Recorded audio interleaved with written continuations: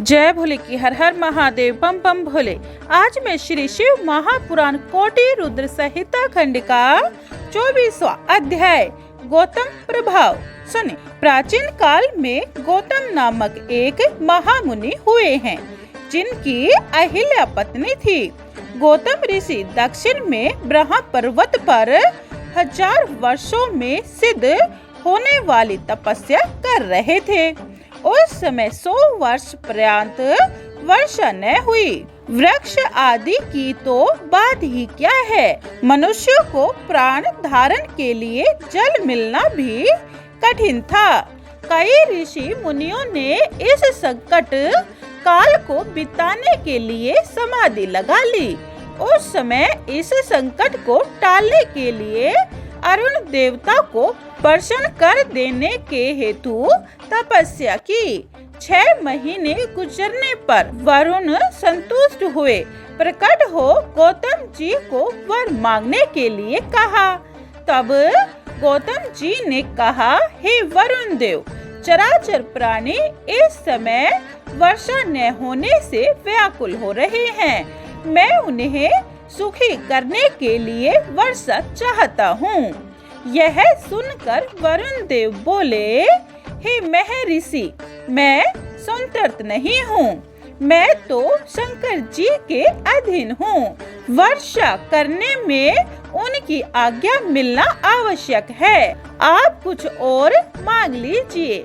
यह सुनकर गौतम जी बोले, हे देवेश, मुझे तो और किसी वर की आवश्यकता नहीं है। आप यदि संतुष्ट हैं तो जल दान कीजिए। इससे तो और कोई महान पुण्य भी नहीं, यह कभी भी नष्ट नहीं होता। तब गौतम जी की नम्र प्रार्थना सुनकर फिर वरुण देव जी ने कहा, आप सत्य कहते हैं, किंतु इसमें मेरा कुछ अधिकार नहीं। यदि आप जल ही चाहते हैं तो एक गड्ढा आप खोदें, मैं उसे जल से भर दूंगा।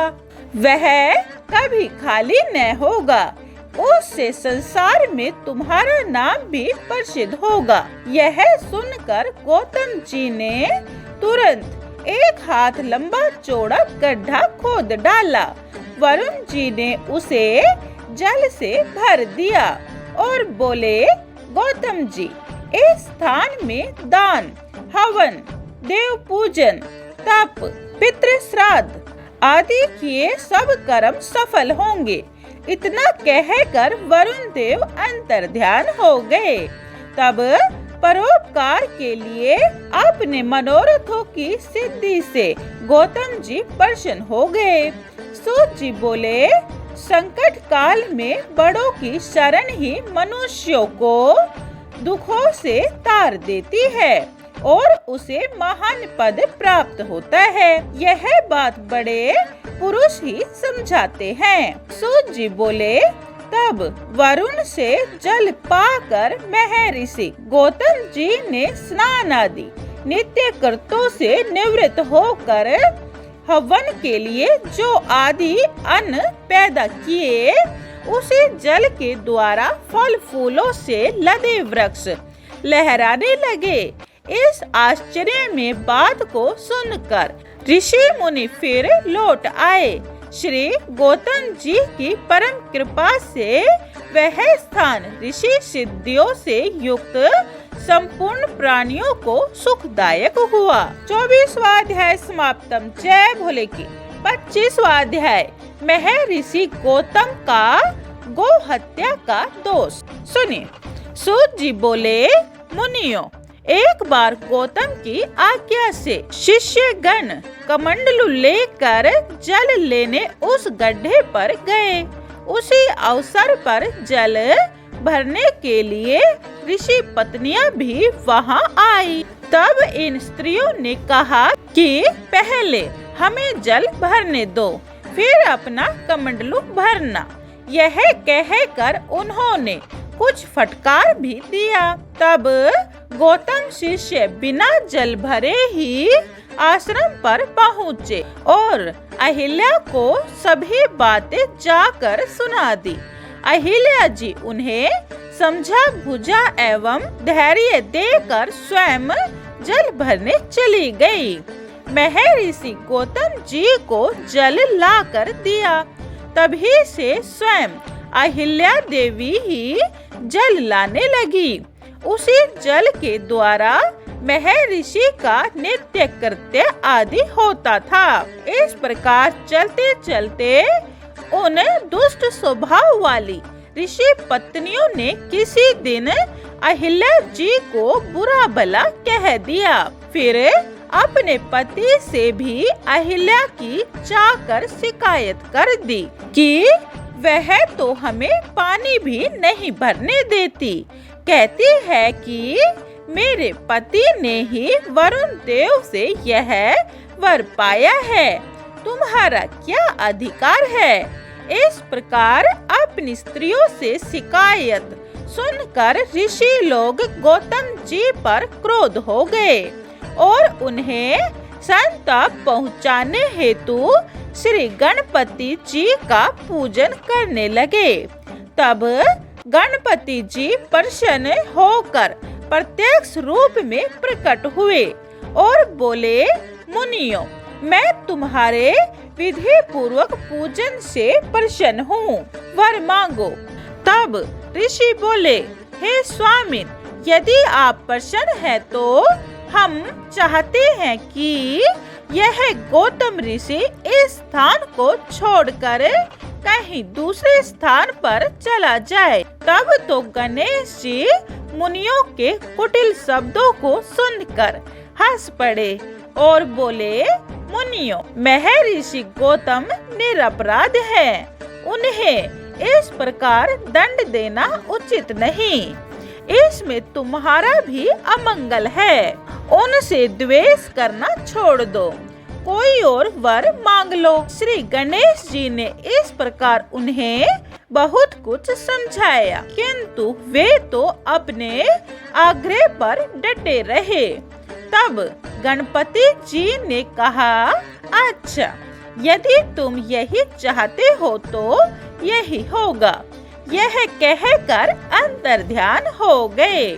इस प्रकार वर दे चुकने के बाद गणेश जी ने अपना वर सत्य करने हेतु एक निर्बल गौ का रूप धारण किया। तब वह गाय गौतम जी के उपजे जो आदि जाकर खाने लगी। गौतम जी ने देख लिया, यह तो हमारी खेती नष्ट कर रही है।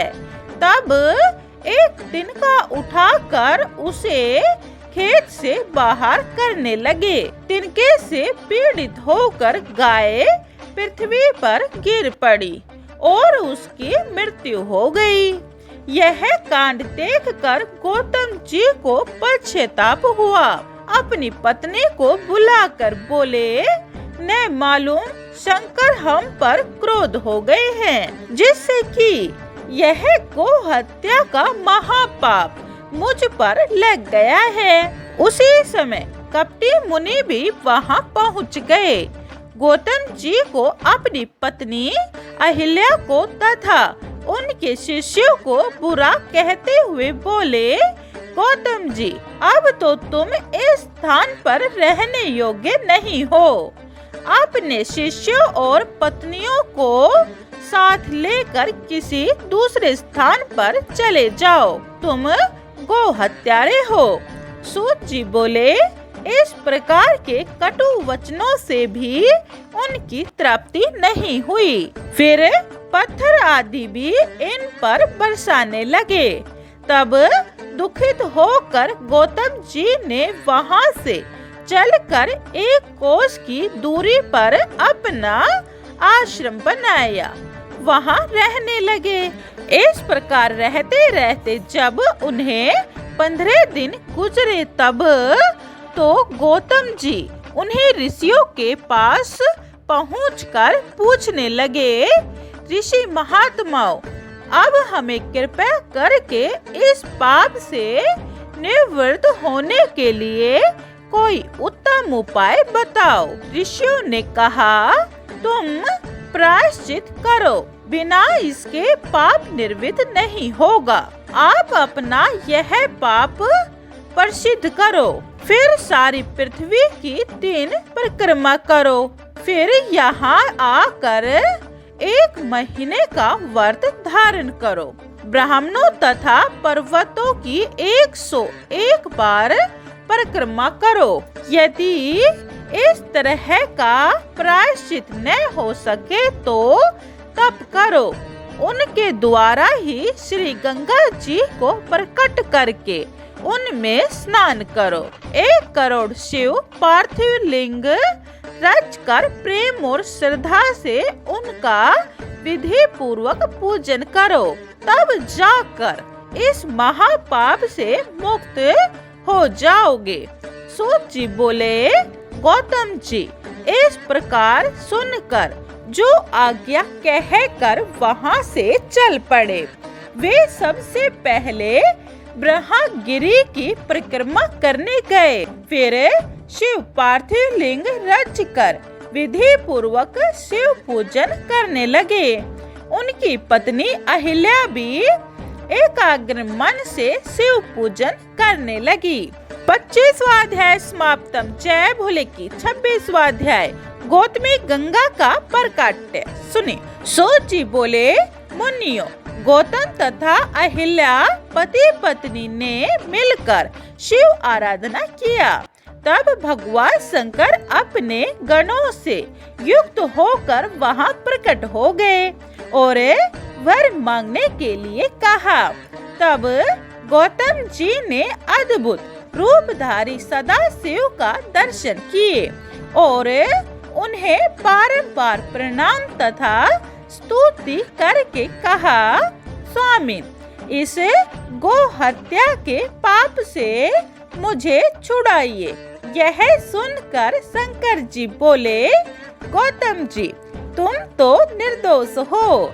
ये तो उन दुराचारी पाखंडी ऋषियों की माया थी, जिससे तुमको इतना दुख भोगना पड़ा। वे ही दुष्ट आत्मा हत्यारे हैं, तुम तो निर्दोष हो। यह सुनकर गौतम जी बोले, स्वामी, उन्होंने तो मेरे साथ बुरा किया, जो मेरे लिए उनका बुरा भी भला हो गया, जिससे मैंने आपके दुर्लभ दर्शन तो प्राप्त कर लिए। तब सदाशिव बोले, गौतम जी, मैं तुम पर प्रसन्न हूँ, वर मांगो। तब गौतम जी अपनी प्रतिज्ञा का विचार करके गंगा जी के प्रकट होने का वर मन में रख कर बोले, स्वामी, पतित पावनी श्री गंगा जी को कृपा कर यहाँ प्रकट करें, जिनके द्वारा अन्य सभी प्राणियों का कल्याण हो। सूत जी बोले, तब भगवान शंकर जी ने गौतम जी को गंगा जल दिया। वही गंगा जल स्त्री रूप होकर गौतम जी के सामने पधारी। साक्षात मूर्तिमती श्री गंगा जी के दर्शन करके गौतम जी ने प्रणाम स्तुति आदि की। फिर बोले, मातेश्वरी, पतित पावनी गंगे, तुम पापों का खंडन करके सबको मुक्ति देने वाली हो। मैं भी आपकी शरण में हूँ, मुझे भी पावन करो, नरकों से मेरी रक्षा करो। श्री गौतम जी ने इस प्रकार गंगा जी से प्रार्थना की। फिर भगवान शंकर गंगा से बोले, गंगे, मेरी आज्ञा से गौतम जी को सकुटुम्ब पाप रहित कर दो। तब गंगा जी ने कहा, प्रभु, आपकी आज्ञा शिरोधार्य है। गौतम जी को कुटुंब के साथ निष्पाप कर देती हूँ। जब यह पवित्र हो जाएंगे, तभी यहाँ से मैं आपके लोक में प्रस्थान करूँगी। तब शंकर जी बोले, हे कल्याणी, कलयुग के 28वें मनवंतर की समाप्ति तक तो पृथ्वी पर रहना होगा। तब गंगा जी ने कहा, स्वामी, यह तभी हो सकता है जबकि आप श्री पार्वती जी के साथ शरीर धारण करके मेरे पास निवास करें और संसार में मेरी कीर्ति हो, तब मैं पृथ्वी पर रहूंगी। तब सदाशिव बोले, देवी, तेरे मेरे में भेद ही क्या है? हम तो एक ही रूप हैं।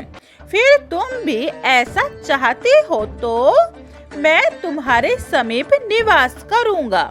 इस प्रकार तब वहाँ परमेश्वर शंकर त्रिभकेश्वर नाम से तथा श्री गंगा जी गौतम गंगा नाम से वहाँ विराजी। 26वां अध्याय समाप्तम। जय भोले की। 27वां अध्याय सुनिए। ऋषि बोले, सूत जी, जल स्वरूप श्री गंगा जी की उत्पत्ति कहाँ से हुई? फिर महिमा किस प्रकार प्रसिद्ध हुई?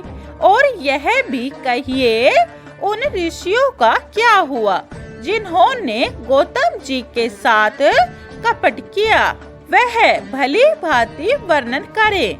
सूत जी बोले, ऋषियों, जब गौतम महर्षि ने अपने श्री गंगा जी को जल रूप में दर्शन देने के लिए कहा, तब ब्रह्मगिरि पर पड़े गूगल वृक्ष की शाखा से निकलकर जल रूप में गंगा जी बहने लग गई। इस प्रकार दर्शन करके महर्षि ने शिष्यों के साथ स्नान किया। उसके बाद गंगा जी के साथ स्तुता करने वाले भी स्नान के लिए आए, किंतु उस समय श्री गंगा जी लुप्त हो गई। तब तो गौतम जी चकित होकर प्रार्थना करने लगे, मातेश्वरी, आप कृपया करें, चाहे स्नानार्थी अहंकार परायण होकर सज्जन रहे अथवा दुर्जन, आप तो मेरी तपस्या के प्रभाव से इन लोगों को भी दर्शन दें। इस प्रकार गौतम जी द्वारा प्रार्थना करने पर आकाशवाणी हुई, मुनि, ये लोग मेरे दर्शन के अधिकारी नहीं, ये तो दूसरे के परोपकार को मिटाने वाले दुराचारी हैं। यह सुनकर गौतम जी ने कहा, देवी कल्याणी, महात्मा जन तो सुजन दुर्जन दोनों पर कृपा किया करते हैं, अतः इन सब पर कृपा करके दर्शन अवश्य दें।